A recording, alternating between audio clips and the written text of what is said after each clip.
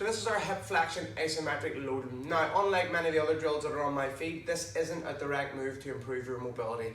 This move is designed to improve your hip flexion's ability to tolerate load and stress. Now, mobility and the ability to tolerate load and stress are very closely linked. So this drill here is a go-to if you have been told or you have found out that your hip is not accepting or tolerating load. A hip may move well in terms of flexion, but may not necessarily be accepting load. So regardless of how much you improve your hip flexion, you will still have problems there if it can't accept or tolerate the stress before it comes on further into the hip. So this is how we start. We want to put the forefoot on the bench, and we want to have the leg at about 90 degrees, well, not about 90, say anywhere between 45 degrees of flexion. Now we're going to have the other knee directly underneath the hip, and we're going to reach tall with our spine so that we can elongate the spine and have the ribs depressed so that we can essentially keep all the head in the hip flexor and none out of the low back here.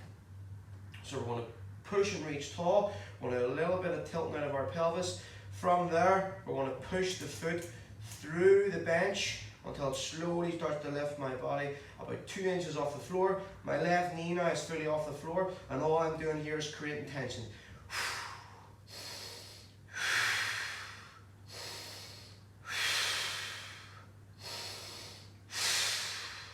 Driving that forefoot down through. It's completely normal to get a little bit of shaking here. Over time, it will improve.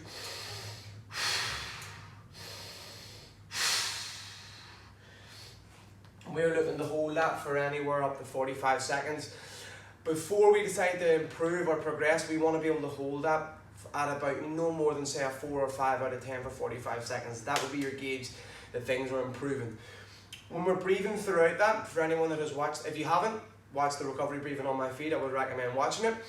The idea of the breathing here is the exact same as the recovery breathing in terms of the rib depression element.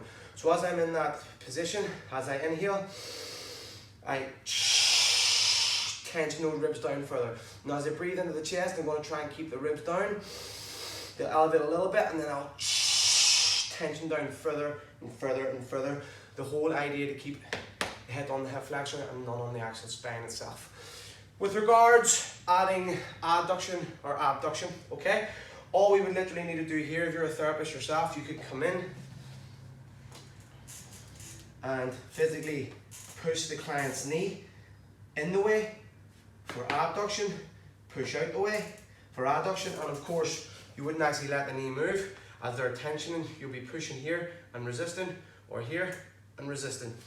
If you're doing this by yourself, it's really, really simple. Just attach a resistance band around your knee and attach the band to a rack, a door, anything like that.